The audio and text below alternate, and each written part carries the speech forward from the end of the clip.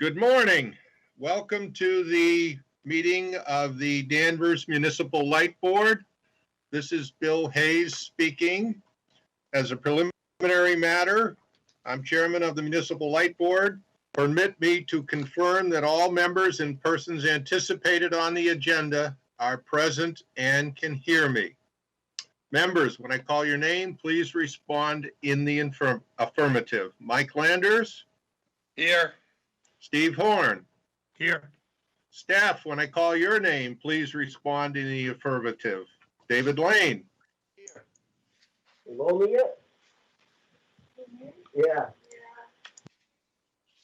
Was that affirmative, Dave? It was affirmative from David. I'm not sure what that other sound was.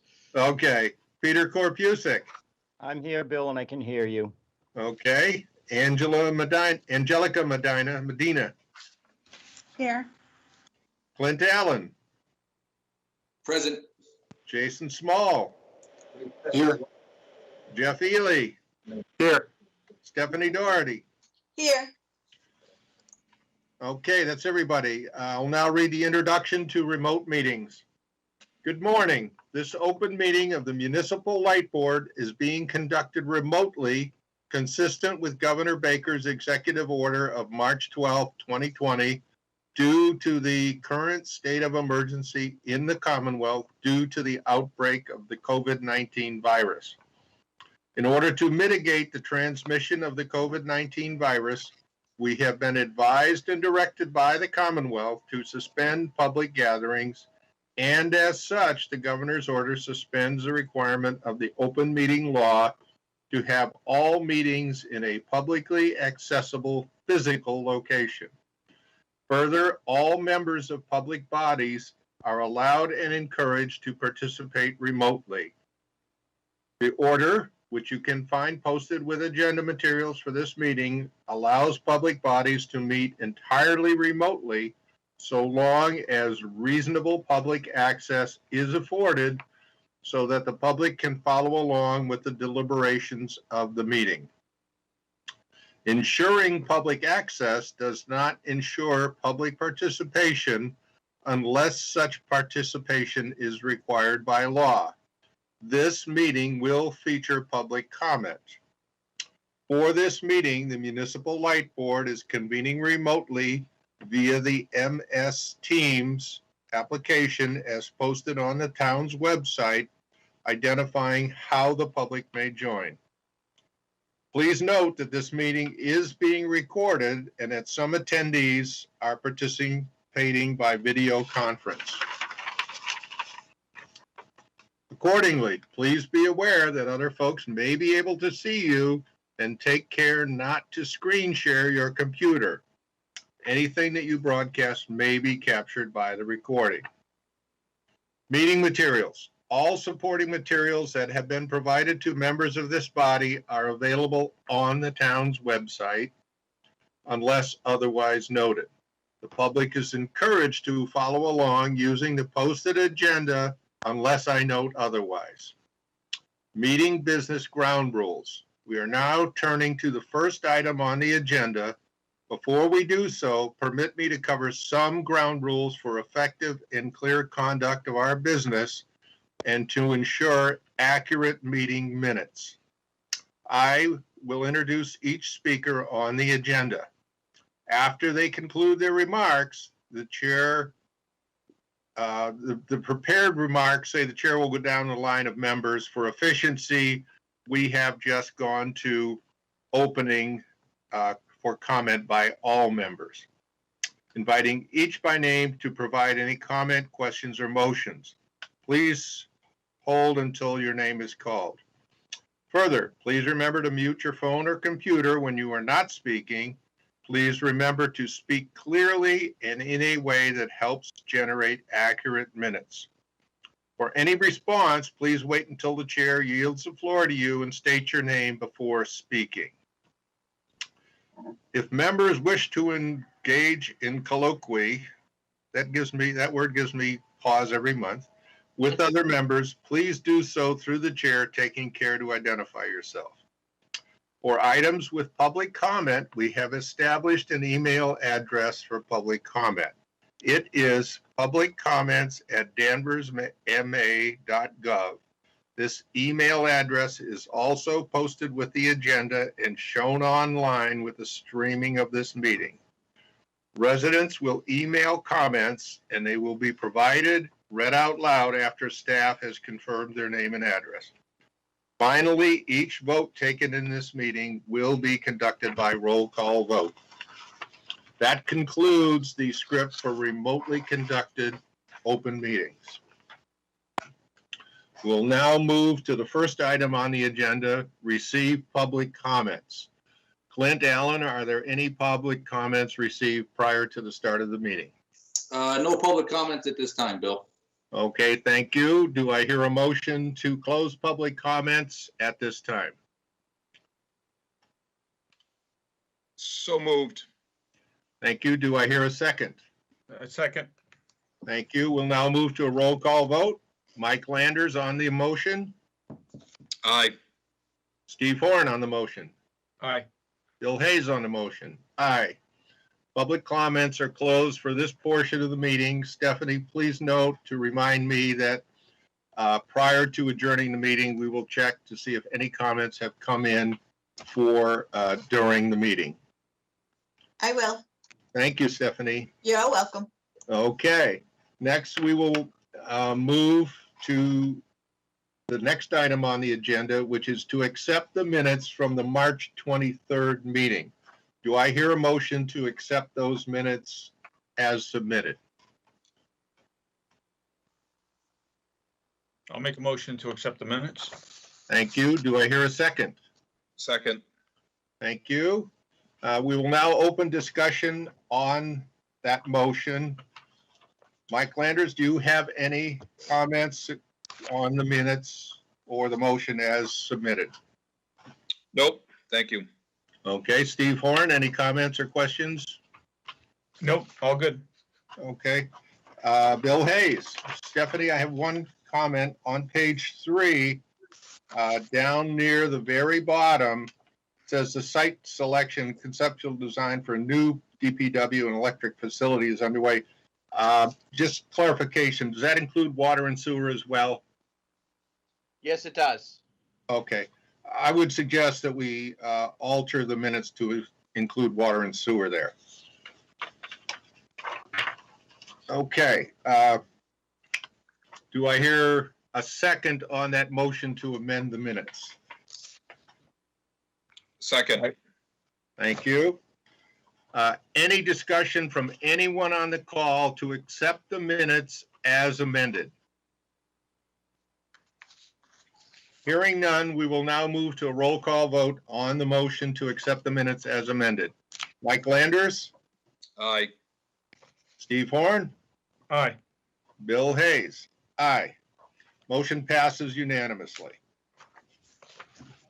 Okay, we will now move to the next item on the agenda, the February of 2021 financials. And the chair recognizes Peter Korpusik. Mr. Chairman, as you just stated, we're looking at the February 28th, 2021 financial statements of the Danvers Electric Division. And as has been our practice, we'll start at the top and look at our revenues. In total, through the month of February, our revenues are up by a little over 8%. And as has been the situation since the beginning of COVID, our domestic sales are up higher, and that's, and we believe because of the more people are at home and they're using more electricity because they're at home and not at work. The good thing here on this one, if we go up to the next line, large general service, which would be, you know, our larger facilities that draw the most electricity, we can see that they're up. The sales for them is up 36%. So between the residents and the large general services, I'm using more. In general, we're selling a little over 8% more electricity. So that's good news. And now if we go down into the middle part of the page here for revenues, there really isn't, well, if one here, the second line down, liens, line 415, we don't normally see anything in that line, but during some of our reconciliations with the electric division's books and the town accountant's books, We found a couple minor errors, and that's why we have some money in there.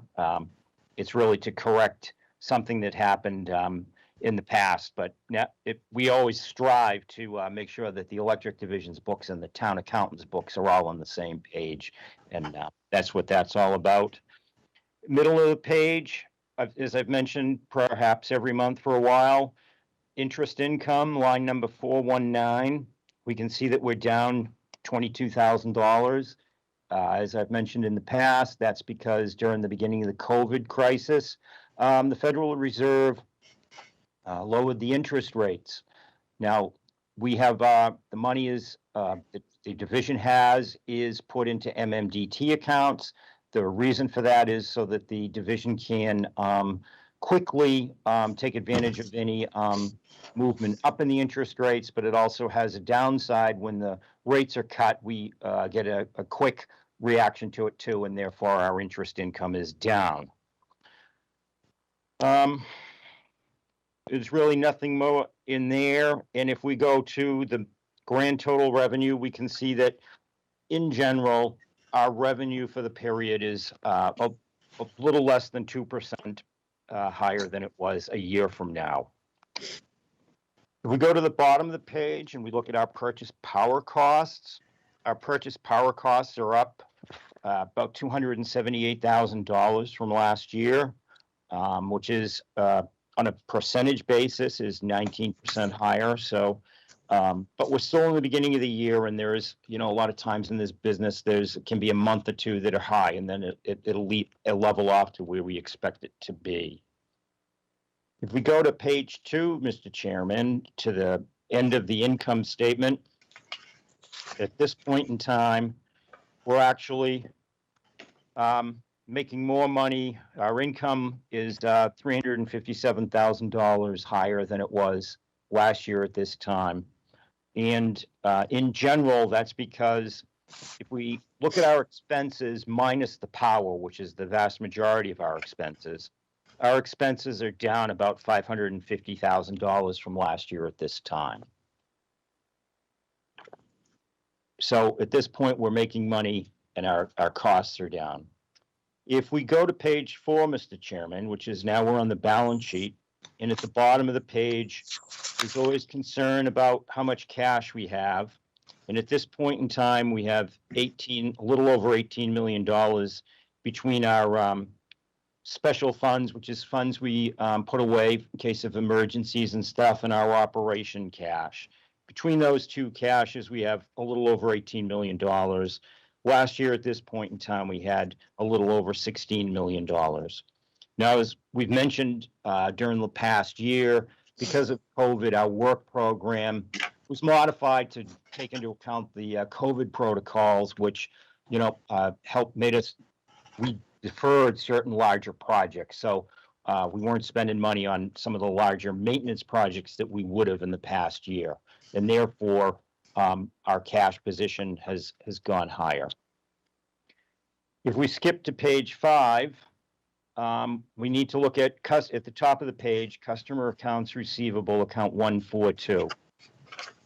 And at this point in time, we can see that we're significantly higher than we were last year at this point in time.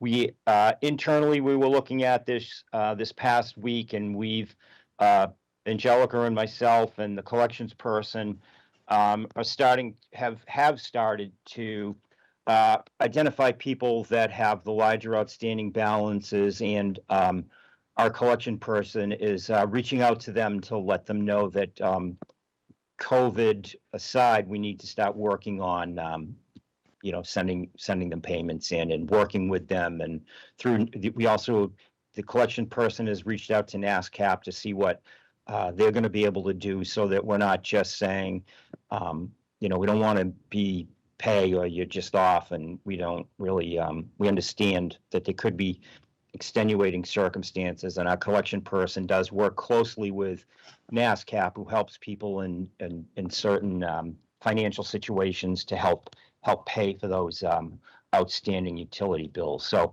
we are taking steps towards working on that. In the middle of the page is our other cash account, our depreciation fund. This is the funds we use for our capital projects. And we can see that that's up again about $500,000, a little less than $500,000.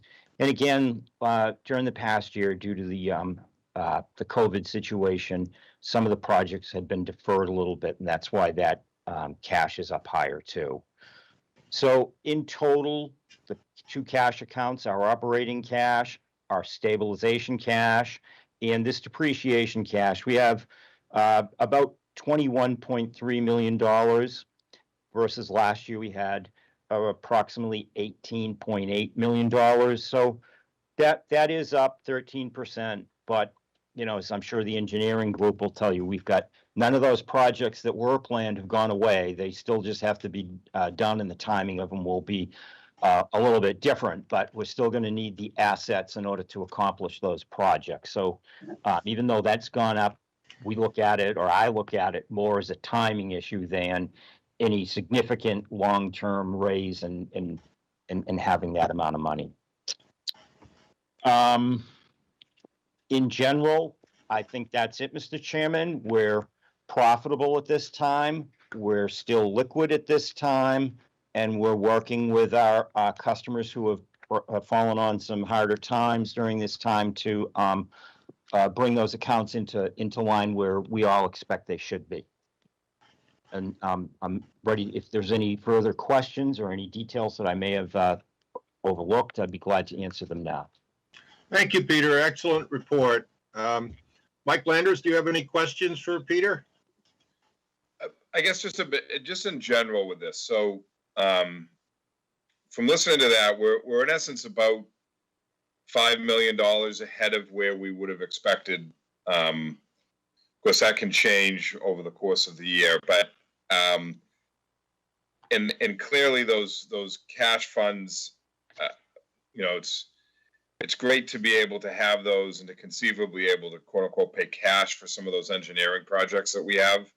But I'm wondering, and I don't know if Peter would be the one to answer this, or maybe Dave, from a simple, I guess, ratepayer standpoint, would there be nonetheless be an advantage to sort of returning a portion of that to the ratepayer and bonding some of those as opposed to paying cash for them?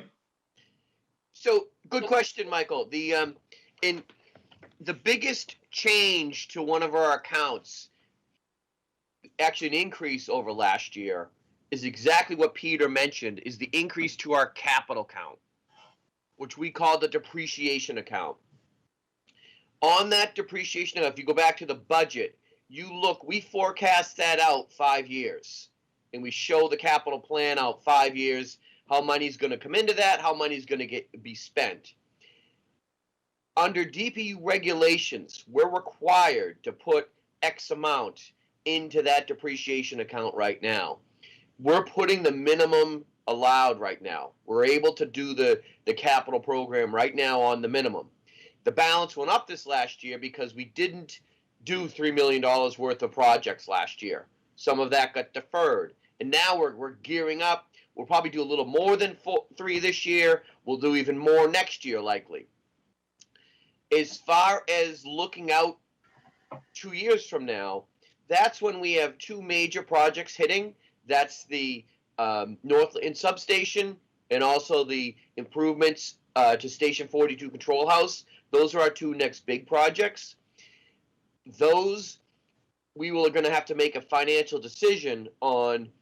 Do we leave the depreciation at 3%, so we're giving back as much to our customers as possible, and then we bond those projects, or do we look at jumping that up to 3.5%, 4.5% in order to do that? So our recommendation is to, right now we're putting the minimum in, keep plugging along using cash for our capital projects, but do a business analysis on those big ones to see which is better for the division and our ratepayers on how we do the big projects. We've done the big projects both ways in the past, depending on our finances. A couple of our big substations we bonded for. when we did the meter replacement, smart grid, that we did out of cash. And when we did it, we had to keep the depreciation at 5% per year for a number of years. I believe it was like 6 years. We had to keep it up at 5 years in order to fund that smart grid, to do it out of cash. That answer your question? Absolutely. Great answer. Thank you very much, Dave. Mike, this is Bill. Do you have any further questions for Peter or David? No, just, I guess I'd be remiss and not, it was announced at our finance committee meeting. I know everybody here sort of knew this was coming, but Peter is retiring. And I just, I'm going to miss him telling us that we're profitable and liquid. But nobody does, as I said at the finance committee, nobody deserves an enjoyable and long retirement more than Peter does. He's been a fantastic asset to this community and to this department for a long time, and we're going to miss him. Okay, thank you, Mike. Steve Horn, do you have any questions or comments for Peter or David?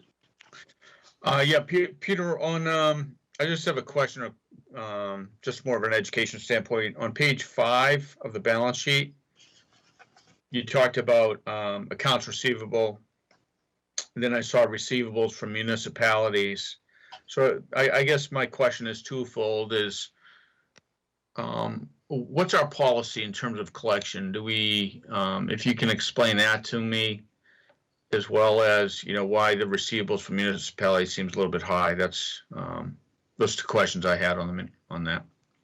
If I address the second question first, the receivables from the municipality, that's just a timing issue.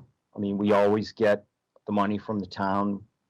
It's probably got to do without knowing specifically, it's just when the bills get printed, when we get them on a bill sheet and start the process here and get them up to town hall and how they get processed there. So it's from the municipal receivables, it's just a timing issue. Okay. We get all those all the time. So it could be up, it could be down, depending upon where we are. As far as the regular accounts receivable, which would be from our, our residential customers and our commercial customers, we follow the Department of Public Utilities recommendations or codification of how we have to shut it off. So in general, I can't send out a notice to a customer until it's at 48 days. We have to allow 3 days for the mail. And when they say mail, they mean U.S. postal mail for the letter to get there. We have to knock on the door. When we get to the house, we have to knock on the door, inform people that we're going to shut the power off. If the customer has health issues, financial issues, if they declare that when our group gets to the door, we have to believe them and investigate and allow them time to provide the proper documentation. We offer payment plans, which that's in the codification of the Department of Public Utilities. So we end up with payment plans, and then sometimes the payment plans don't get met. So we end up going back and forth with different customers. So it can take a while. During the course of the year, we, then we have the from March 15th to November 15th is when we can shut off. It's a wide open period to shut people off. Starting in November, if somebody has a financial hardship that is in fact caused by a medical condition, then we cannot shut those people off. During the winter months, it's still possible to shut people off that don't have a financial hardship caused by a medical condition. The barriers of, not the barriers, the things that we need to do in order to shut that off are a little higher, because certainly nobody wants to shut somebody's power off in the middle of the winter and then have something go wrong and somebody has we don't want to be creating a medical emergency because of no heat or damage in the property because of freezing pipes and stuff. So I think if that answered your question, I mean, that's what we follow. We go by the Department of Public Utilities. when we get to the door, we leave a note. It has the Department of Public Utilities phone number on there. If a customer certainly doesn't believe us, and we would to inform the customer, if you think we're doing something that's unjust, by all means, call the Department of Public Utilities. The Department of Public Utilities investigates that situation, and they make, if they have some questions, they're right on the phone with us, and we resolve that. So that's what we go by, is the DPU guidelines. Steve, to add one thing, this is David. We discussed it at length at the Finance Committee meeting. As a last resort, our policy has the ability for property owners to lien on the property unpaid electric bills. So that's every year we do a lien list. And so if you own your property and you don't pay us, we can put a lien on your property. We'll get our money eventually on that. That does not apply to renters. Renters become our customers. They put a deposit. We can collect their deposit if they don't pay. However, Peter's office has to be very careful with the renters, because some of them are very good at knowing when to stop pay and running their deposit out, and then they disappear. So most of when we show uncollectibles, and at times we have to write off some small ones that aren't worth collecting, those are small rental accounts. Yeah, I just don't see, I'm assuming we probably do write things off, and that's where I just don't see that in the financials. Maybe it's just because of the, we haven't had that issue in the last couple of years, but we show it in the budget, uncollectibles. Uncollectibles, okay. All right, thank you very much, Peter.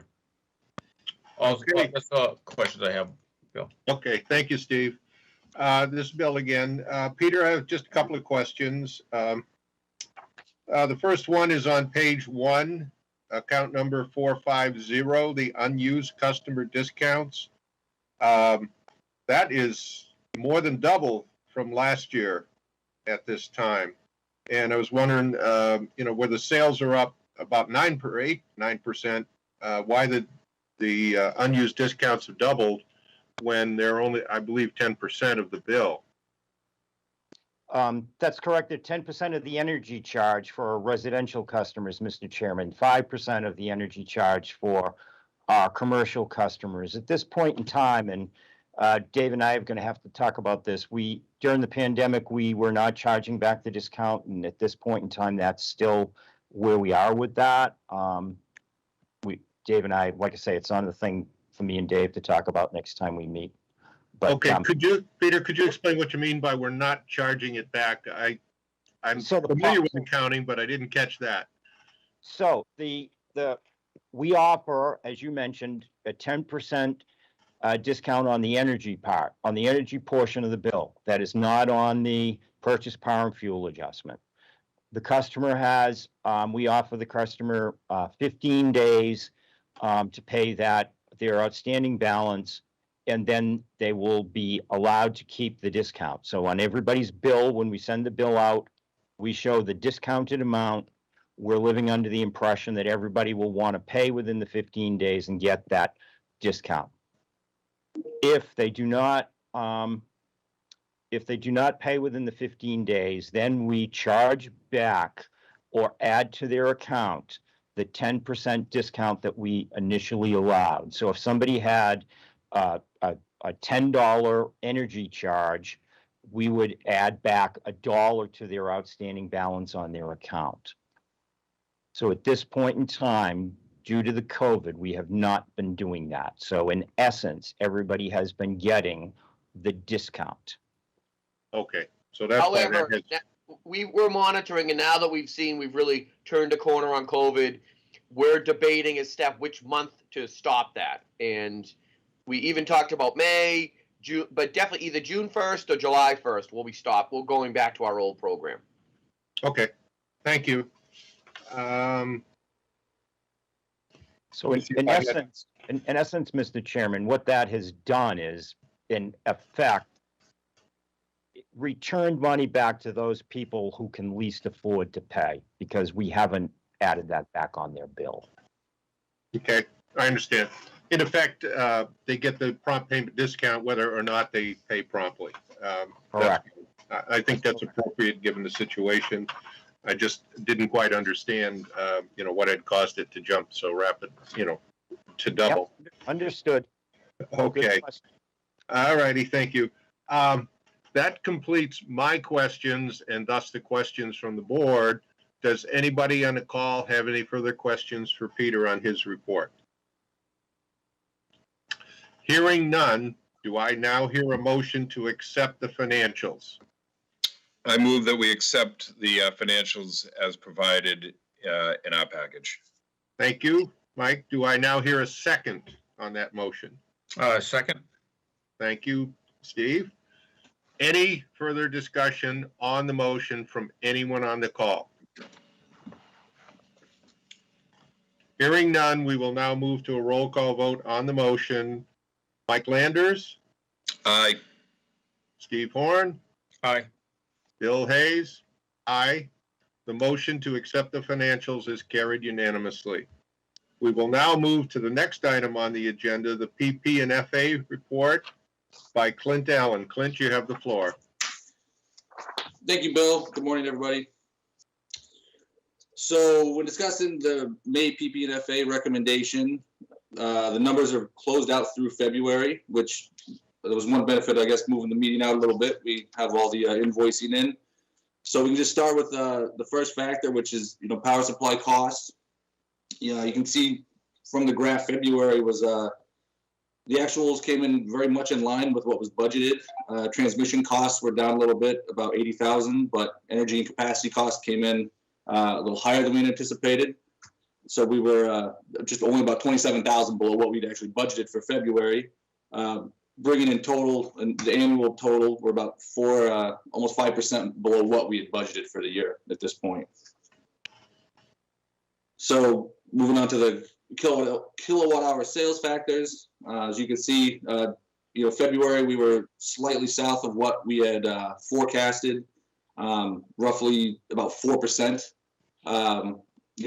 It's coming in closer. January we were more like 9% off, so 4% is closing in a little bit more to what the forecast had predicted.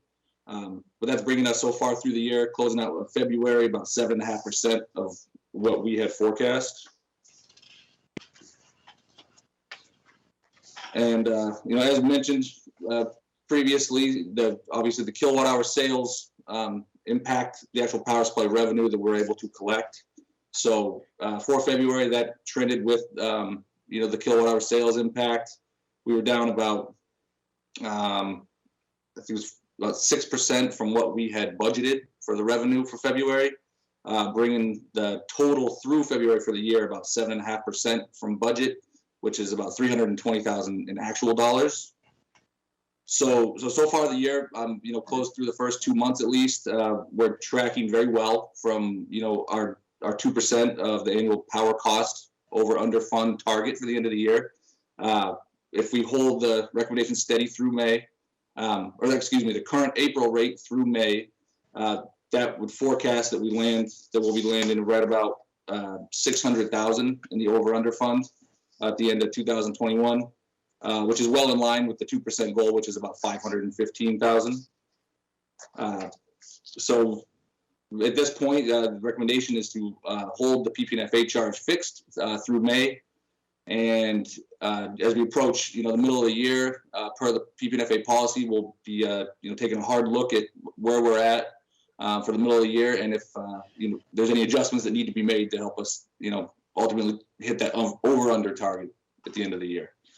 So if we want to turn to the back to the big graph.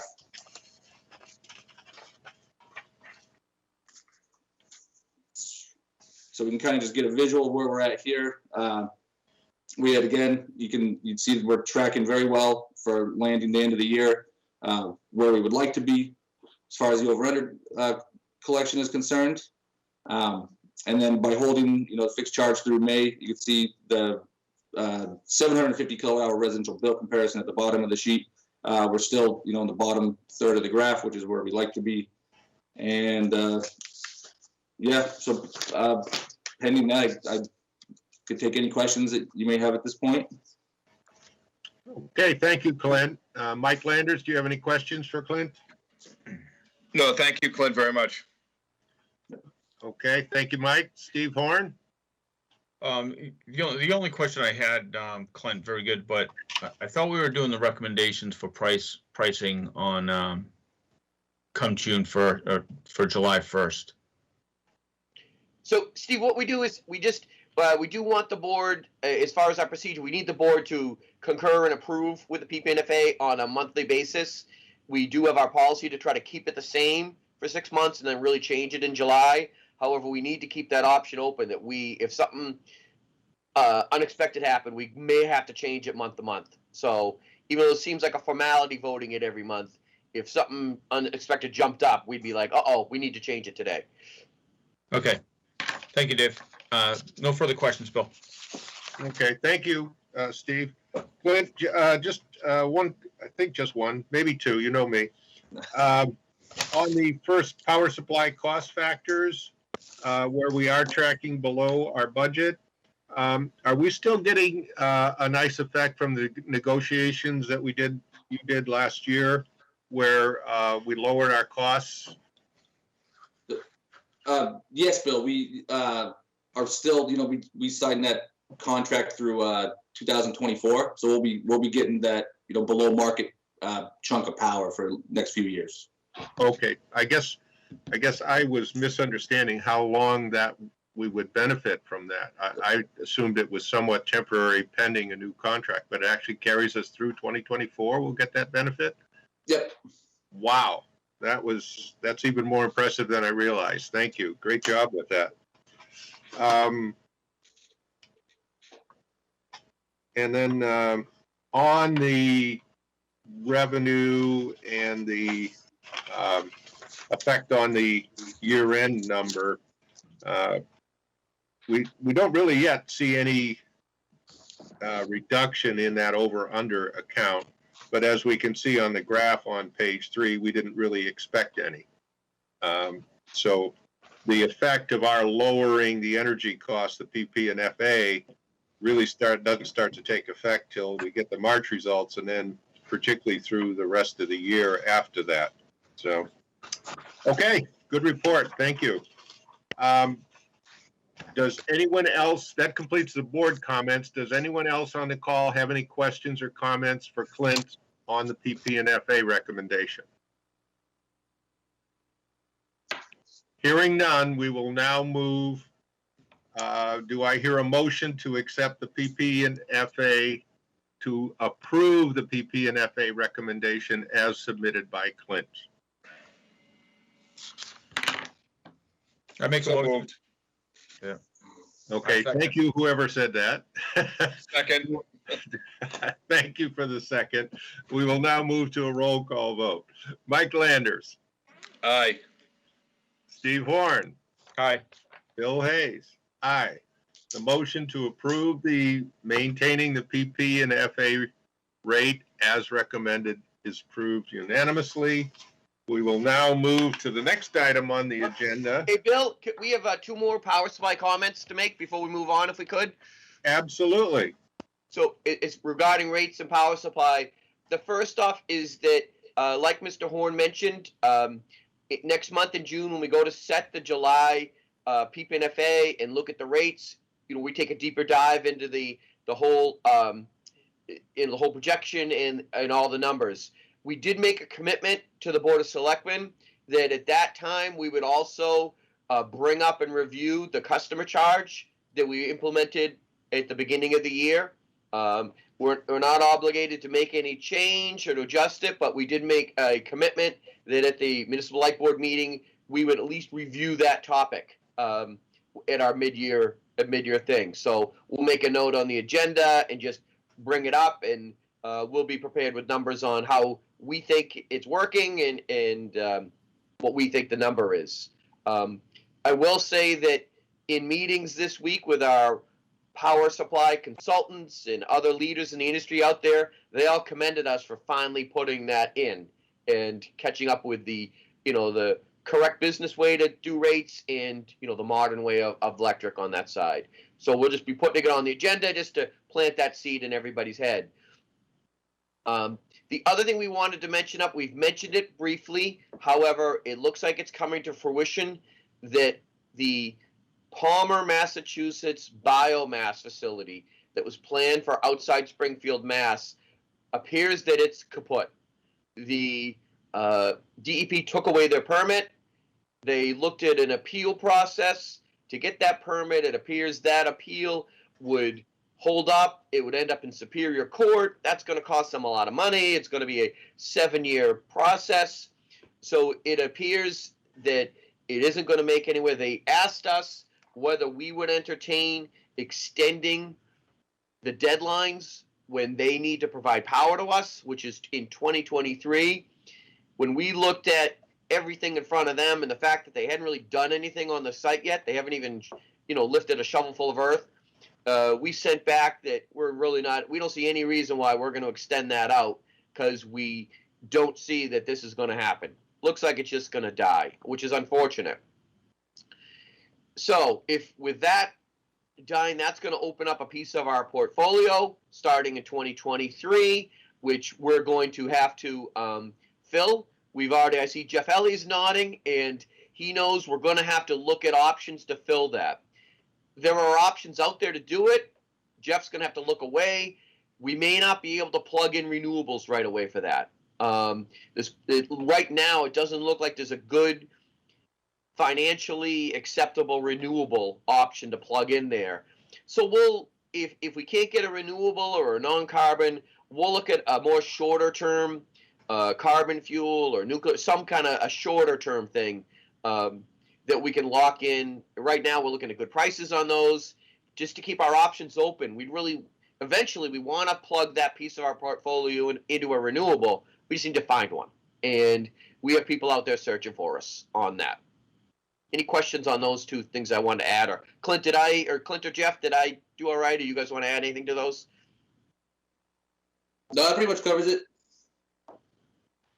Nope, good on my end. Okay, thank you, David. Steve, do you have, I'm sorry, Mike Landers, do you have any questions or comments on the items that David brought up? No, we actually get into the finance committee meeting. That information was sort of passed through when I was waiting for a little bit deeper explanation this week. I knew we'd get one. The only question I'd have, Dave, did we expend any real money in terms of our involvement in pursuing that, or was this just other than some of the contract negotiation stuff that might have been going on? It cost us legal fees to review the contract that we signed. That's it. Okay, no worries. Thank you very much. Thank you, Mike. Steve Horn, any questions or comments on the added items? No questions, Bill. Okay, thank you.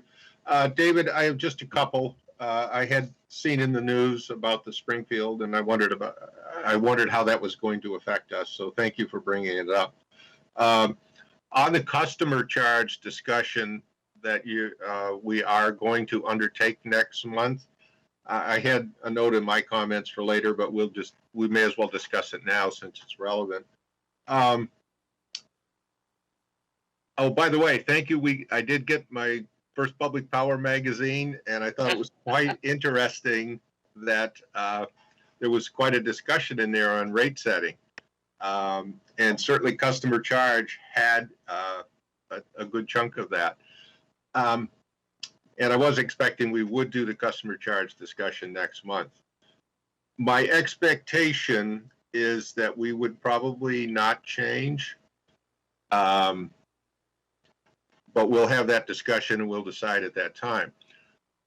What really has me thinking is, and the reason I had it down, is that come the end of the year, the December meeting, we will again be discussing the customer charge for next year. My expectation is that in line with our first discussion of it and the recommendation of the consultant is I would expect that the town management, David and his team, would recommend that we increase that customer charge, probably somewhat significantly. And the question I would like to ask David and the team is, can you guys do some investigation on what is the impact of customer charges on customers, particularly residential customers doing solar? Obviously, that is a climate change kind of discussion, but for each individual customer, it's also a business decision to make an investment with an expectation of recovering that investment over time through a reduction in their electric bill. Since the customer charge is not affected by the usage, that would reduce the investment return on customers. So my question is, please do some research. Have there been any studies done on the effect of customer charges on customers implementing solar installations?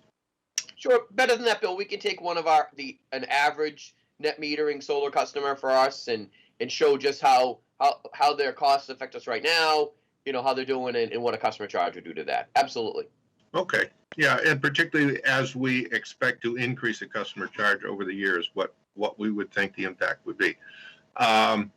Certainly using the local data would make it relevant, but I kind of think it's worth at least seeing what's out there in terms of, is there wider impacts information available where other utilities may have gone to customer charges earlier than we have.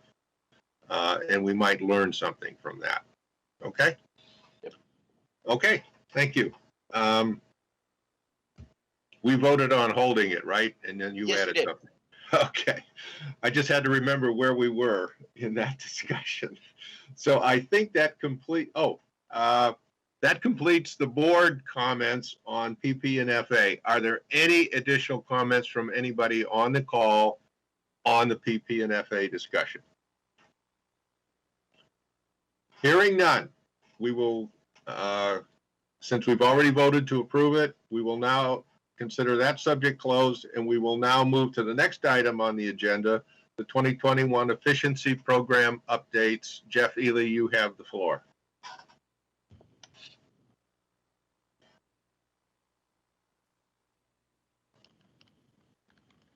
Somebody wake up, Jeff. Sorry. Yeah, I'm here. Just muted. Thank you, Bill. I'm sure you appreciated that, Jeff. Yes. 2021, we are continuing some programs and adding some more items to our efficiency program. You all have the packet. I will just go through the packet and kind of outline what we are doing, and then open up to any questions at the end. And so you'll see on page 1, we will continue our appliance and heat pump rebate program. We, offer rebates on Energy Star appliances, and then high efficient heat pumps, and that sort of thing. So you can see we go through the list: refrigerators, window ACs, central ACs, heat pumps. Those are the mini split type systems that you see in people's homes. Dehumidifiers, those were added last year. Hybrid hot water heater pumps, smart thermostats, typical Nest, Ecobee, Wi-Fi thermostats. Then, your standard electronic programmable thermostat, less of a discount, but still offered. And then for our EV program, level 2 electric vehicle chargers.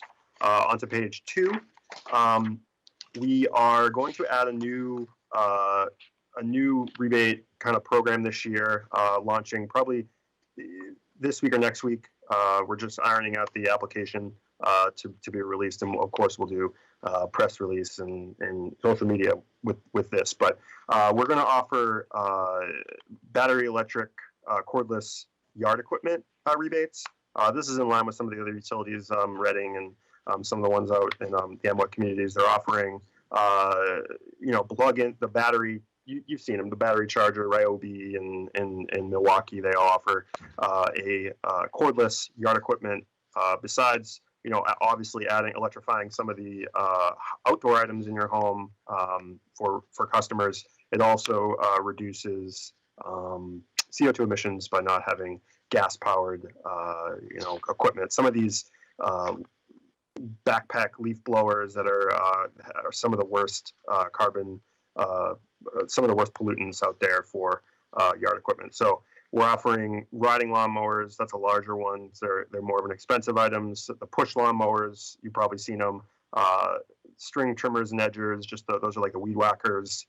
Hedge trimmers, leaf blowers, pressure washers, and chain and pull saws. Those are like some of the most common items out there. And there will be some further stipulations on how many people can get and that sort of thing. It'll all be outlined in the application. Pretty standard stuff, similar to what people get in the for the other appliances. One every couple of years. Maximum rebate will be probably $200. We're still ironing out some of those details, and we'll have it in the application when we put that out. Moving on, we are still offering residential energy audits. We added a service for like an online type of self audit through My Energy X in E&E to account for the COVID-19 pandemic and people being unable to have people in their homes or not willing to have people in their homes. E&E has restarted their in-person audits, so we should expect to see more people doing audits this spring and summer and in the following fall. Same program as before, but we hope also that people use the My Energy X online energy platform, just because it provides people with like kind of a soft audit. They can go through their home through the self-guided kind of prompt, and then they can also be directed to a online energy marketplace where they can buy light bulbs and energy strips and even smart thermostats, and some of the discounts get automatically applied to the product. So it's actually a really nice feature for for our customers to have. They don't have to. They can just log right in via the link, and they put in their account number, and they can just access the program. So that's a great feature that we've kind of added in responding to a lot of people being home and the remote stuff happening. So that's going to continue, and hopefully we see more people getting back to kind of normal with the energy audits and implementing the efficiency measures that that are recommended through those audits. We track all that stuff, and I'll expect to you should expect to see some numbers on that in my annual efficiency report, as I've done before. Moving on, we did start a new residential peak savings program, and we no longer have the behavioral program as it was implemented before. We've kind of gone more towards an automated, more of a hard line approach, I guess, to the peak savings program, and we now have a smart savings thermostat program, and so people can sign up using, if they have a Nest thermostat and central air, and on these peak savings days, so on the high usage days in the summer, if they're enrolled in the program, it will send a signal to their Nest, and it will raise the temperature of their central air 3 or 4 degrees to achieve that savings in a more automated way. So we can get the savings not just from we like the behavioral program, but we just looking for something that's a little more concrete. So a lot of people in National Grid and Eversource communities who have smart thermostats, they are offered this program. It's in line with some of the programs that are out there. We're using Tangent Tangent Energy is helping us with this program, working with Nest to implement it. We're offering a $60 Visa gift card sign-on bonus, and then a additional $20 bonus for participating in the events. There's always you can always opt out and manually control your thermostat, but that by manually control it, you won't be eligible for that additional $20 program bonus at the end. So we've seen about 50 or 60 signups since switching to this program, and we expect to see another 50 or 60 as we push the program for the summer. And we're getting, a couple signups a week, but we should expect to see more signups as we advertise the program, social media and press releases and things like that. So I'm excited about this program, excited about getting some of the numbers behind it when we have it implemented for a full year. And yeah, I think it's a step in the right direction towards better quantifying our peak savings data. Moving on, it's not exactly energy efficiency, but we do implement an electric vehicle program. Danvers Drives Electric, hoping to eventually get some in-person events maybe this fall. But the COVID-19, we've had to move a lot of the electric vehicle program things remotely. So we've done a Q&A session via Zoom. We've done some electric vehicle newsletters that are now going out on a quarterly basis or a monthly basis. I have to look into that. But people who sign up to get those newsletters will receive them. We have E&E working with us on that Danvers Drives Electric program. They're working with dealerships and with customers in Danvers to help drive electric vehicle adoption in Danvers. So part of that, we understand that as a utility, we have not necessarily a responsibility, but an opportunity to implement level 2 electric vehicle charging in our community to encourage people to to get electric vehicles. And so we've installed several electric vehicle charging stations in Danvers already via the state rebate program that we've taken part in. And so you may have seen them in the public parking lot across from Town Hall. We have a level 2 charging station, a charge point station there, and then in the Hobart Street parking lot. And so we're looking to expand more to have more electric vehicle chargers for the public in Danvers. And the state just implemented and is now awarding grants for public entities to install more electric vehicle charging stations. And now those grant awards are going to be 100% of the installation costs and equipment. So we're really excited about being able to apply for 2 or 3 more stations in Danvers. And so we're going to work with Voltrek again, who did the last installation, and we're just waiting on quotes to get those applications into the state. We're looking at a station at the high school tennis courts, the parking lot right next to the tennis courts at Endicott Park, and kind of the horseshoe that goes around with the one way. So, and then in the downtown location in the parking lot directly across the street from the public lot across the street from Berry Tavern. And so that'll be like a good downtown location to encourage people to charge there. And so that's kind of our public level 2 charging kind of model that we're going to pursue, and hopefully get those grants awarded in the summer and then do the installation in the following months. Realistically, probably a fall installation at this point, because the interest has been pretty high on this funding opportunity, because it's higher than the one from a couple of years ago. So we expect so fall installation. We're going to continue we implemented a pilot program for commercial charging rebate, and we're going to continue that funding opportunity again for 2021. So we were able to help Essex Tech do like 4 charging stations, and we awarded them $10,000 to complete their mass EVIP grant funding project. And so that got them over the finish line in terms of installing those stations. And those stations are also, when school's not in session, public stations as well. So it does add to our public network. We're hoping to push that program again this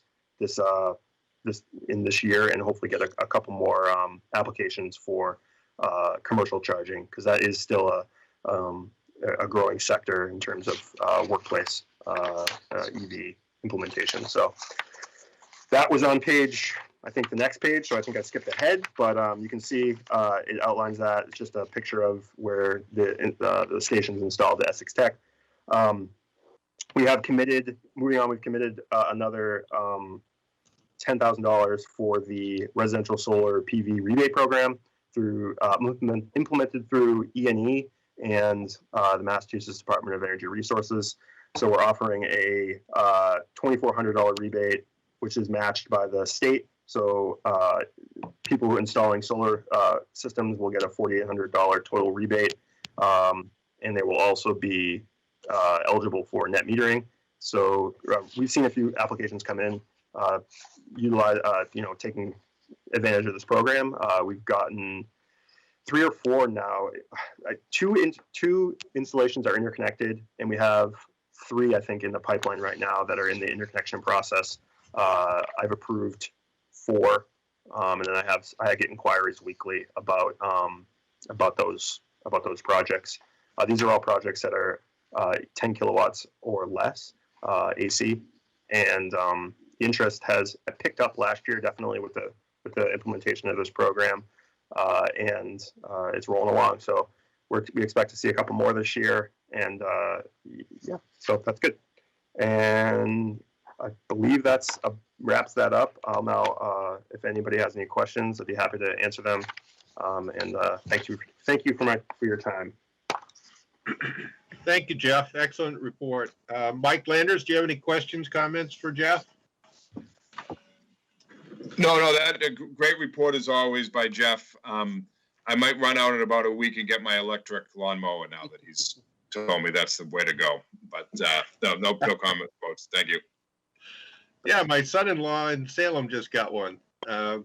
Thank you, Mike. Steve Horn, do you have any questions or comments for Jeff?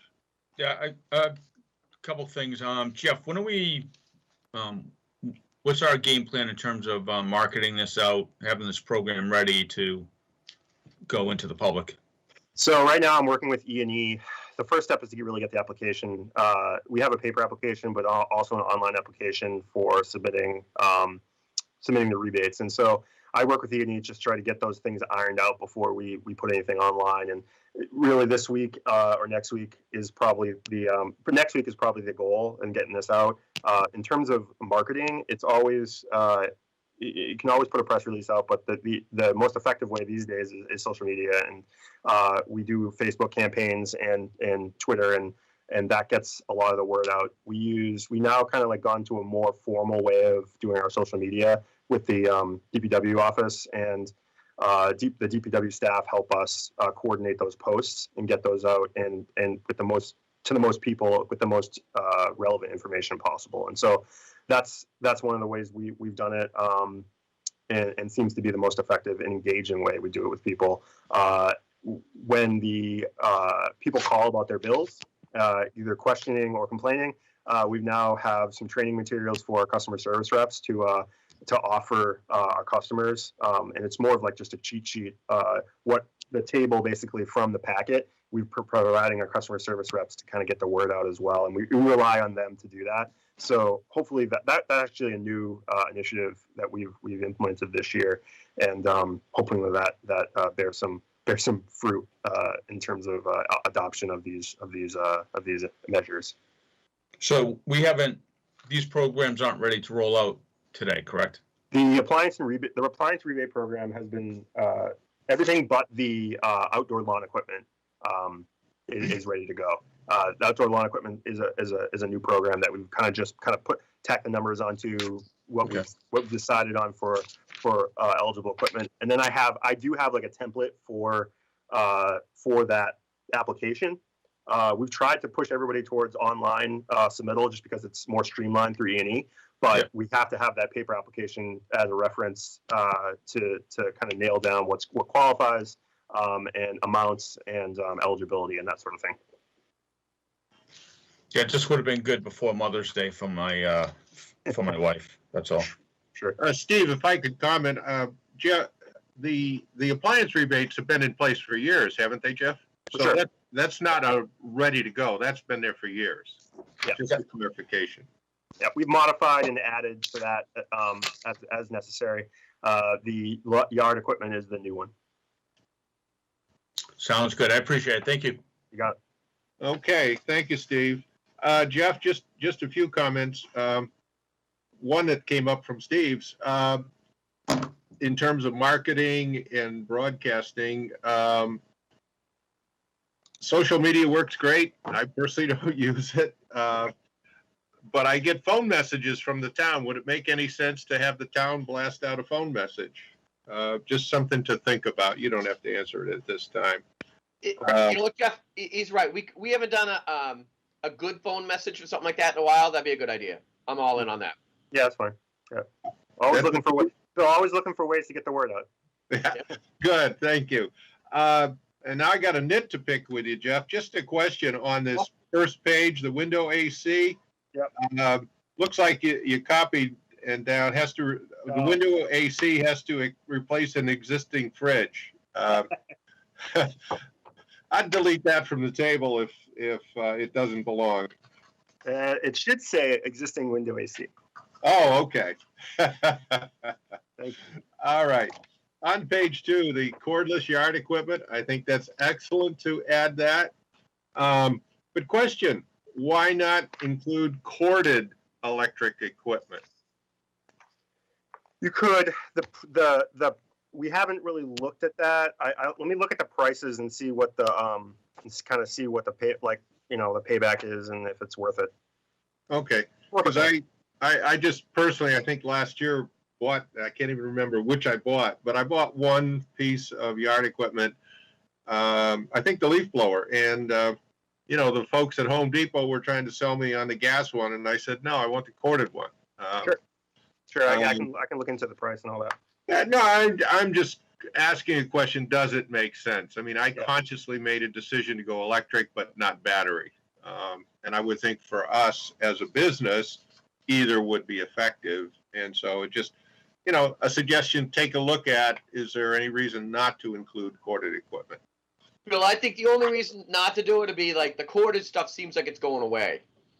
Okay. And we don't want to, and Jeff will take a look. We don't want to waste our time, design all this stuff if these products are they're going on the back shelf. Sure. Okay. That's a perfectly good answer. Just, it occurred to me as I read it, and so I thought that. Okay.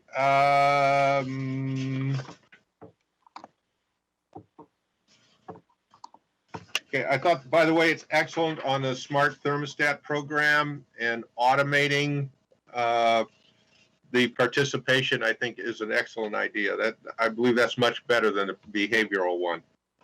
We'll have to see how the numbers. I would be very interested to look at crunch the numbers at the end of the year and just kind of see and get some more metrics and be able to either improve the program and do that sort of thing. And I think that you get better sense of that with the Nest versus the behavioral. Yeah, I think that's a really solid improvement. And then on under the electric vehicle program, I got another nit for you. Sure.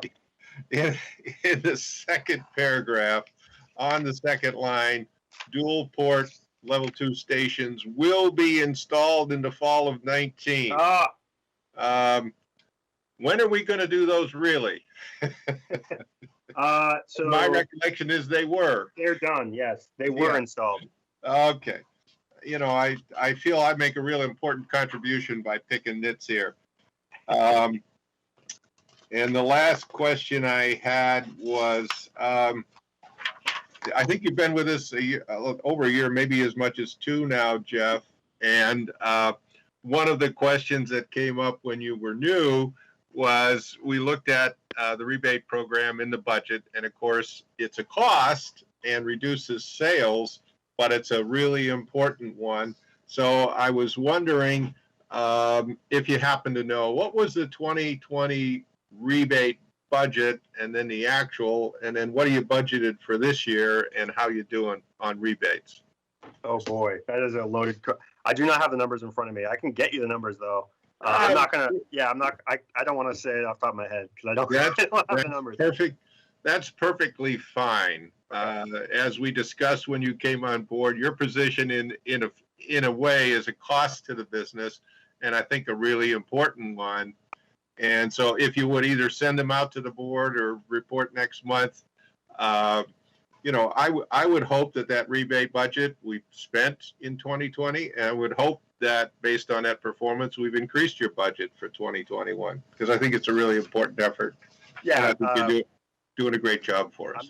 I'm not hampered by the budget, Bill, and I feel supported, and we are implementing per in line with other electric utilities. So Okay. It feels good. But also, Bill, I will point out that my position title has my role has evolved here, and I am now the energy resource coordinator for the utilities. So while that includes appliance, it includes rebates and efficiency. I am also working on other things related to power supply and energy resources. So I will make that comment. Oh, great. And I'm sure that promotion is way better and more important than a raise in pay. That's right. That's right, Bill. Okay, thank you, Jeff. David, do we need a motion to accept that report? Or do we just move on? Nope, we can just move on. Okay, thank you. All right, Jeff, great report. As far as I can tell, you're doing a great job for us. I'm really glad you joined us a while back. And from the board perspective, I'm very pleased with how you're doing and what you're doing and expanding our programs. Okay, that moves us to the next item on the agenda, the engineering report. Jason Small, you have the floor. Good morning. Just one thing of house cleaning before I get into what was in the package, which is some project schedules. Just from last month, we said we were going to implement the standards in early April, and we did successfully do that. The standards have been implemented. So I want to just close that out. And then the Water Street cutovers are still in progress. We've done a couple more, and that's continuing to progress. And then with that, I'll get right into the what's in the attachment.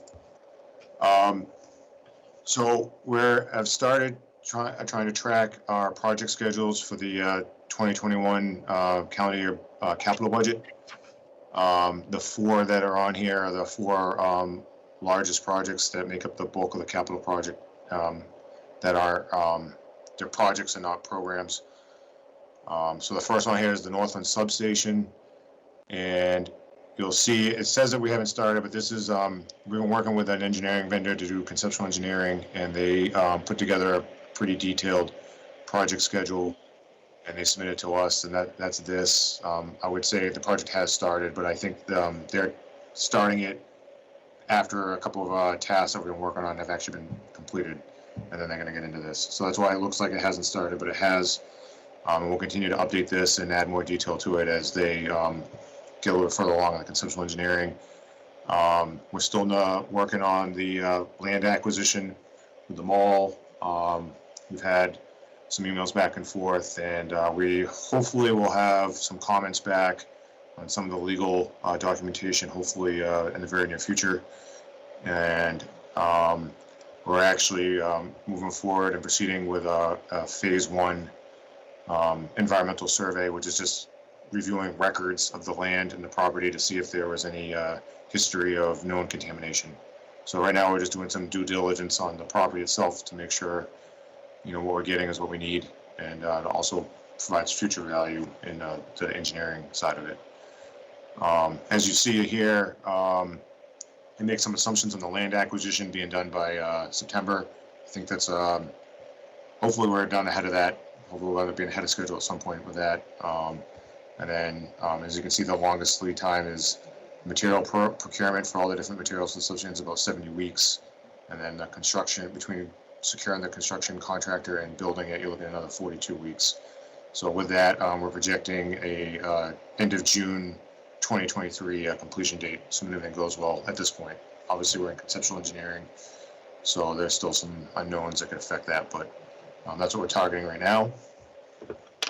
Station 42 control house has started back up. We're working with procurement on designer selection, and we're working through that, and that's going to take a little bit of time. And as you see here, we're about technically on the procurement aspect about 6% along the way, but that includes a lot of other tasks. But we are in the process of going through that designer selection where we can get the engineering firm in here to do the final design. With that, with some conceptual level detail on the schedule, the construction of the new control house is about 51 days, but the engineering is about 290. I think that's including, you know, when you go through this, you put out some stuff to vendors and they give you drawings and you gotta review all that. So that's why that looks like that takes a really long time. But we're projecting having a new control house at Station 42 at the end of March of 2023. And those are like our two big long-term projects that were kind of referenced earlier in the meeting. And then one of the other ones on the 5 kV budget line item, we have an S1 extension. That's S1's our feeder name for a 5 kV circuit out of Cabot Road. And part of the LIDO study that we conducted a few years ago was to get that circuit in and then extend it over to the back bay area of the Conant Street substation, which is at the middle school. So this is that project to get that circuit over there and begin offloading Conant. And then right now, the biggest unknown on that is would be the Verizon pole sets. So we made an assumption of what we think would be a reasonable amount of time for them to set all the poles that's in their custodian territory. And we're hopefully going to be able to, at the end of the summer, begin construction and hopefully be able to pretty much finish this project by the end of the year. Just some closeout items at the end. And then the S5 reconductoring is also out of the same LIDO study. That's also out of Cabot Road. That's another 5 kV circuit. And basically that has the conductor that's on that circuit is smaller than what it should be. So we're going to install a larger conductor to give it a higher rating and more capacity to help switch and offload other circuits if we need to. And right now, based on priority, that's a priority to happen after the S1.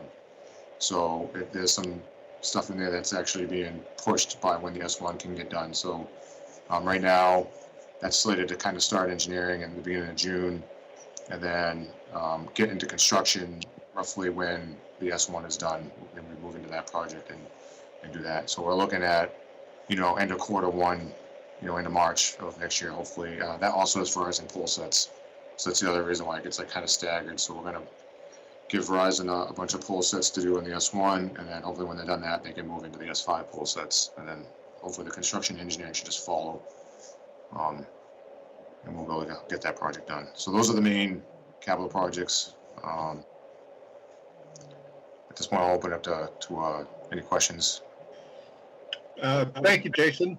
Mike Landers, do you have any questions, comments for Jason? No, thank you, Jason. You know, we've got a lot of stuff, a lot of things in the fire at this point going forward. As we said last year, we weren't able to get as much done as we probably wanted to, but I think we're in great hands and moving forward. I'm pretty comfortable that we're going to get that stuff done. So, thank you. Okay, thank you, Mike. Steve Horn, any questions, comments for Jason? No, Jason, thank you very much. Appreciate it. Okay, thank you, Steve. Jason, just a couple of questions. These two projects, S1 and S5, the goal of those is what? To eliminate the station at the middle school and to improve redundancy and thus reliability, is that correct? Yes, so the S1's primary function is to start taking some load off of the substation by the middle school, as that substation is, per the study, is slated to eventually be retired in the near future. And then the S5, although is not going to take any load off of that substation initially, it does have a couple of ties. One of the ties is to the S1, and there's a tie to another circuit that's going to take up some of the Conant Street substation load. So by giving that more capacity, it strengthens those ties and allows us to pick up some of these other circuits that might be carrying more load on it than they have in the past. So that should improve reliability as well. Yeah, it'll help us. Yeah, if we have an issue and we need to take something out, it'll allow us to do that. I see. So we're increasing capacity and redundancy to improve reliability through our system. Yes. Yes. Okay, thank you. You mentioned Verizon doing pole sets. What is that? It's just because our guys are busy, we've chosen to have that vendor do it? No, the town is split roughly 50%, 50% custodian. So we're joint owners with Verizon. So in roughly half the town, we're responsible for setting poles, and on the other half of town, Verizon's responsible for setting the poles. These two projects happen to be in the side of town that Verizon is the custodian. Okay, thank you for the clarification. All right, really liked the handout. I think, good project management practice, very illustrative and easy to understand. So thank you, Jason. Yes, and the goal with this too is as we move forward and we start to incorporate other projects or start to design maybe something that's in next year's budget, they'll start to get built out in here as well. Okay, thank you. And then I guess just a follow-up question, probably for David or Peter. Are these being funded? These are all being funded through our depreciation account and not being bonded. Is that correct? So that's correct. However, when we look at the big ones, if we look at a couple years out, the Northland substation and the Station 42 control house, those are the two that are in contemplation for bonding versus depreciation. Okay. Just a comment, in my time on the board, which is just a little over 3 years, I've seen our bonding obligations going down. So it has been a number of years since we've bonded anything. Is that correct? That's correct. Yeah, you remember from the efficiency audit, our debt level is very low. Yeah. Okay, and that contributes to our financial health due to low interest payments on Correct. loans. Correct. Okay, On the other side now, Danvers Electric has helped the town get a AAA rating, which that helps. So the bond interest rates that have been coming in have been very low. So we're just selling the ones for Smith School, and we're getting extremely good rates. good. All right, and I'm assuming as all of that experience and thought goes into the process of deciding whether or not to bond these projects. Correct, and we know we're 2 years away or 3 years away from being able to sell those bonds. So we need to project, what's going to happen to that bond market between now and then. So When will the decision be made? it probably when the project is further along in the design and we have a better construction estimate. We have just a conceptual construction estimate right now. We need to get a better estimate so that we really know what number we're talking about. Then we can do the financial analysis on bonding. Okay. All right. Thank you, David. Again, I'm assuming we don't need any motion to accept this report. Is that correct? That's correct. Okay. Jason, excellent report. Thank you. Nice to see things moving along and getting some project end dates showing up. That's good. So appreciate it. Thank you. Thank you. Next item is the dashboard website. Is that you, David, or Clint? The dash. So this report. Oh, for the dashboard on the website, right? We're not. Yeah, versus the engineering report, which looked very similar. Yeah. So we have not been able to. We wanted to get the engineering report first, and Yeah. now we're in progress on getting the dashboard for the website. So that's on here this time as a placeholder. That's a work in progress. Oh, okay. Well, Stephanie actually did email that out to us. So we have it. Do you not wish to discuss it at this time? I think that the dashboard was a chart provided by Jason Small. Yeah, it was the Microsoft project chart. Yeah. Well, no, we actually have two. The Microsoft project for Jason's projects was included in the package. And then in addition, Stephanie emailed us the dashboard with Right. contribution in native construction, landfall, solar development, Smith School, financial policies, energy resource programs, financial software. Yeah, correct. So that's still right. So this is the projects that we would likely put on the dashboard. We're not sure if this is the right format for the dashboard on the website. Okay. It's a great format, like you just said, to follow Jason's projects and to follow along. But as far as displaying it on the website, we're reviewing internally to see, is this the right way we want to put it up on the website? Maybe it is, but we're discussing some other more graphical ways to do that. Okay. Oh, I wasn't suggesting we immediately put it on the website. It's on the agenda. I was assuming we would discuss what the details are of those. Yeah, sure. And and glad to run down those. The on the landfill solar, we had the public meeting on that process, going through the permitting. We're just plugging through a DEP. You see that the estimated times of completion there. Smith School Solar, that RFP, Jeff Ellie and Clint have a draft of an RFP. They've actually talked to a couple other municipals about their experiences. They've had another company that they're working with to assist with that RFP. There was some concerns the way we had it that we wouldn't get a good response. So that's being tweaked. It's in progress. The financial policies, we are striving ahead on the reserve policy. So that's the ones in the unrestricted cash policies. So we've done work. You hear us, talking about whether or not we're going to bond versus keep the money in the depreciation, all those questions. So we are actively working on those. Do not have a recommendation for the board yet, but working with obviously the finance director, the town manager, and working on getting those reserve policies for you guys at an upcoming meeting. The energy resource programs, we've heard about those from Jeff Ellie. The one that is coming up is what is going to be the next phase or plan for our peak savings program.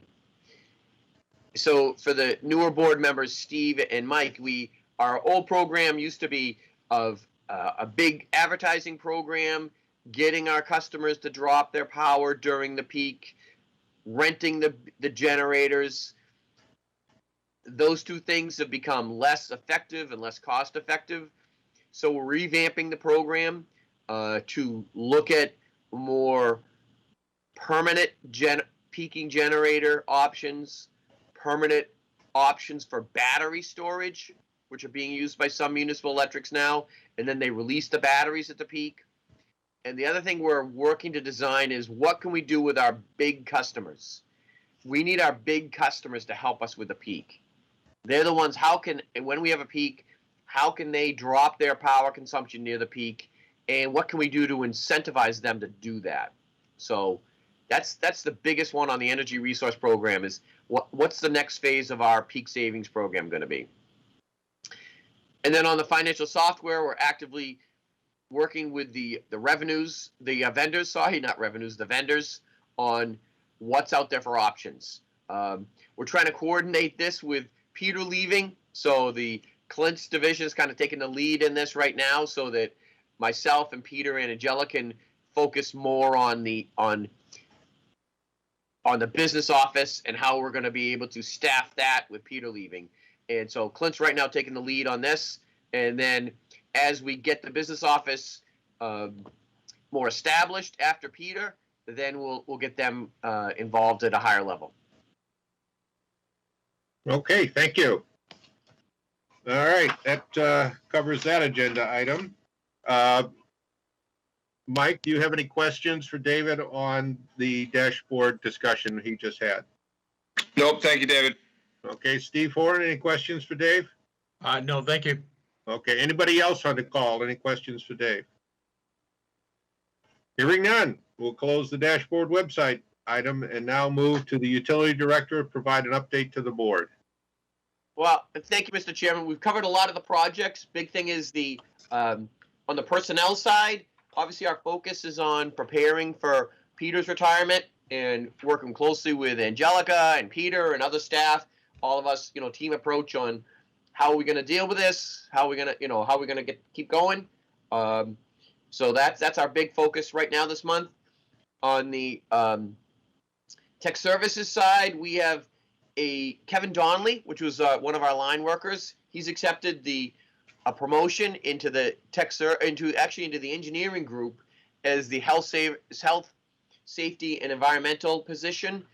So he'll be working with the engineers on the environmental aspects, tree removal, hazardous waste, all of those things. So we're pleased that Kevin wanted to move up. We hate to lose him as a headline worker. He's a great headline worker. However, he wants to move up, and we'll have to replace him. We have been actively searching for a first-class line worker position. We believe we have a candidate who's accepted the position verbally. Really good candidate that we found, and we don't have it in writing yet, but we have a verbal acceptance. So hoping for the best there. Line workers that are trained are in high demand right now, which we're very pleased. We have 2 local employees that started as apprentices, and they're working up. And actually, the first one of those is finally this fall, likely to or late summer. That's Patrick Crowley. He'll be advancing to first-class line worker. And once we get those 2 apprentices, or even one of them up into first class, we're likely look for another apprentice to keep that program going so that we can keep generating line workers. The systems engineer, right now we're working, reviewing applications, and hopefully to start the interview process shortly to replace Jason. Jason's pushing us hard to get his engineering staff filled. And then we have a position in AMI tech over in tech services that we're working that one through. So a lot of positions that are all progressing forward. We talked about the financial management software. Clint taking the lead on that right now, and we'll keep progressing. Maybe not as quickly as we'd like to, but keep pushing that along. And no word on the DPU investigation. Lastly, on the meter replacement, we mentioned it last month that we were going to gear up. So Clint and Peter and Angelica have got staff together. We are going to start the meter replacement program at the 1st of the month.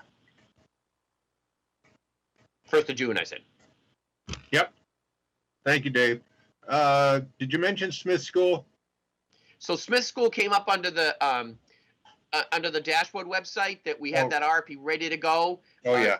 Clint and Jeff are they're revamping that RFP a little bit. Okay, thank you. Mike, do you have any questions for Dave on his report? Dave, how many of our employees have been vaccinated? Are we pretty close to 100% with everybody, or do we have some holdouts? So in Danvers Electric, seems like the far majority are. We have a couple holdouts, obviously. So we really haven't gone around asked, but talking to the staff, it seems like the majority have been vaccinated, jumped right out there and got it. The town manager actually just sent out a survey to town employees. It has to be a confidential survey, but he's trying to get an idea how many people have been vaccinated. But on the whole, most of our electric staff has been vaccinated.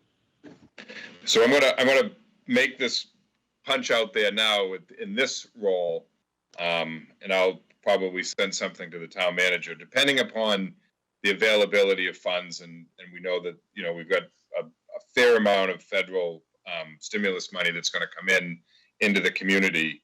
I'm going to propose that we at some point provide our employees with an incentive, a financial incentive, both, and it would be the same amount. So if you're not be punished by the fact that you got it before, you'd be given something in back for it, but also an incentive to try to get people to do it. So hopefully, we'd be able to see what we've got available. I mean, I know the obviously that, and which sort of rolls into a second number, which is, are there available funds for us as a municipal electric light division through any of that federal stimulus money?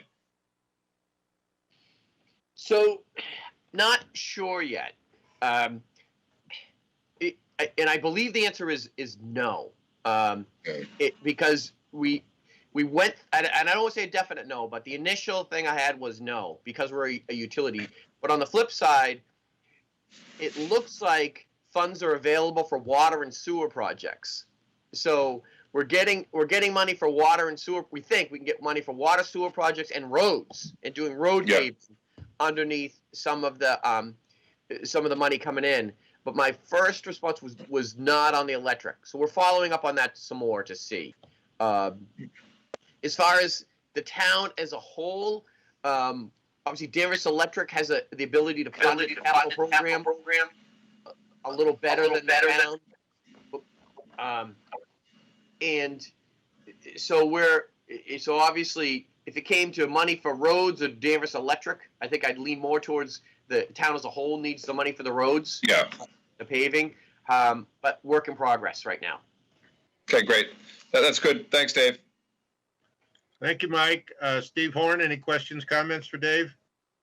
Yeah, just a question, Dave, regarding semiconductors and our inventory level for the electric department.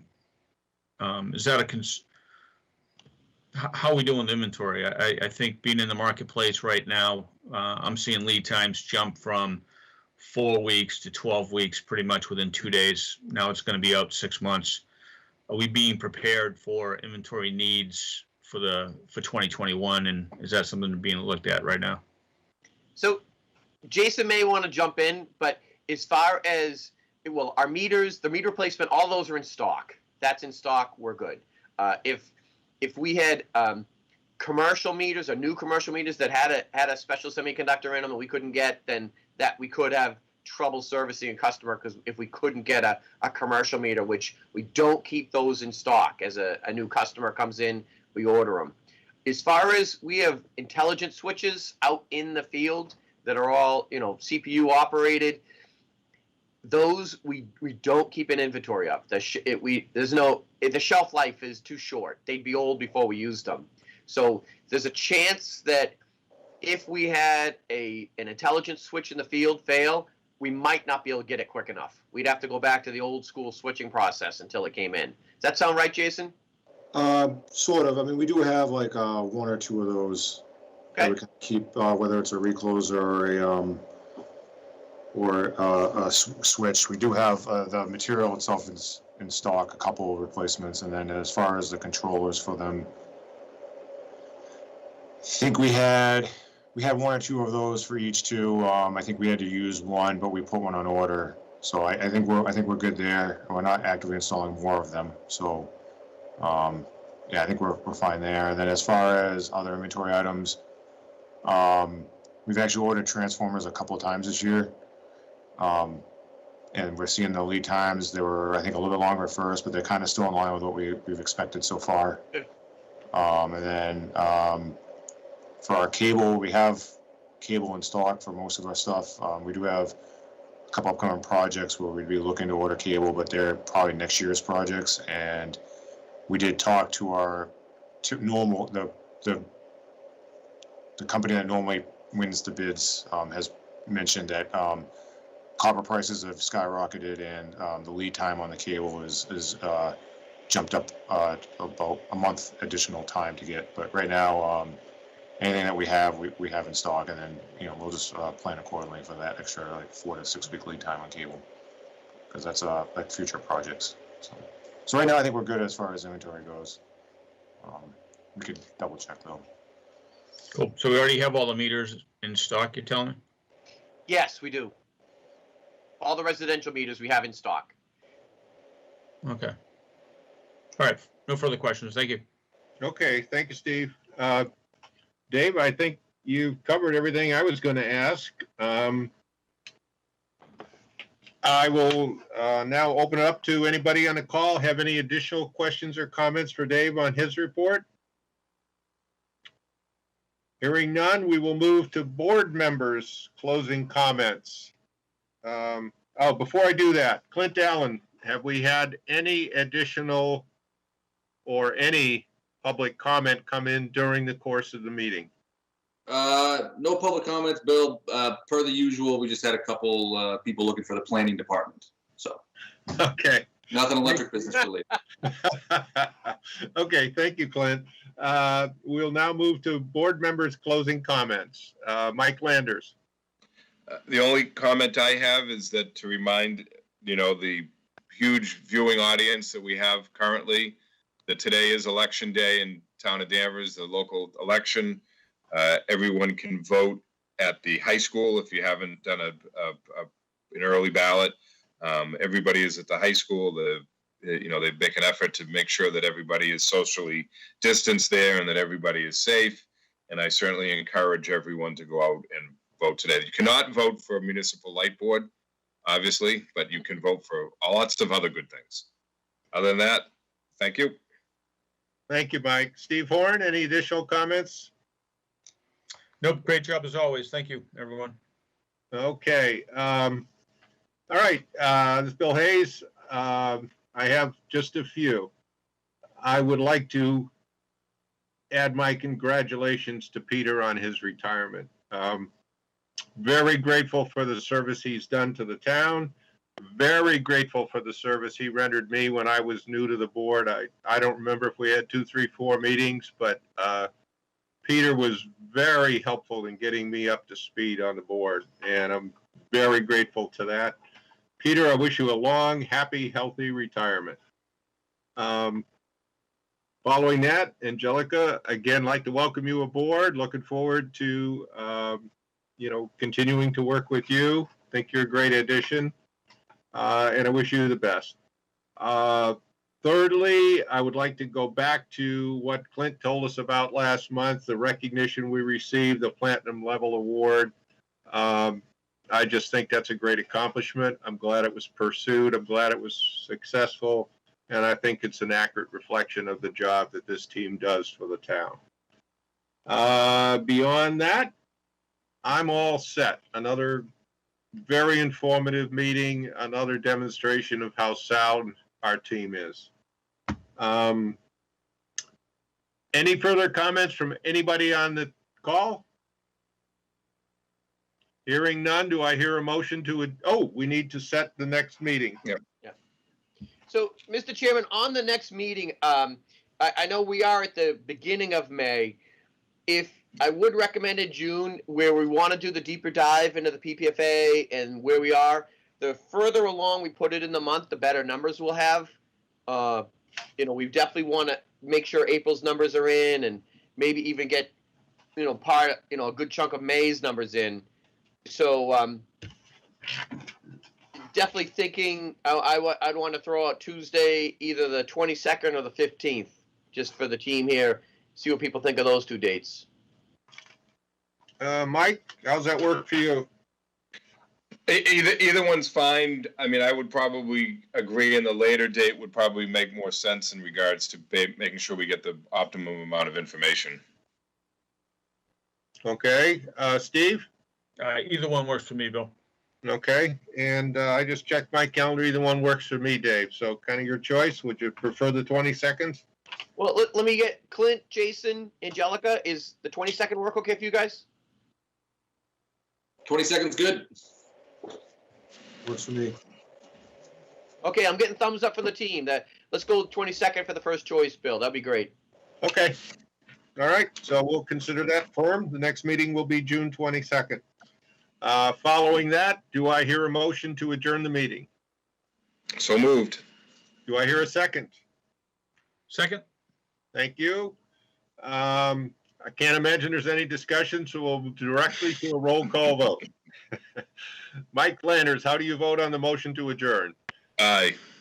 Steve Horn, Aye. Bill Hayes, aye.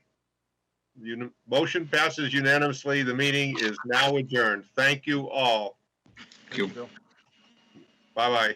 So, Bye, guys. Mike, are you going to use the town email? Yeah, I've just got to figure out how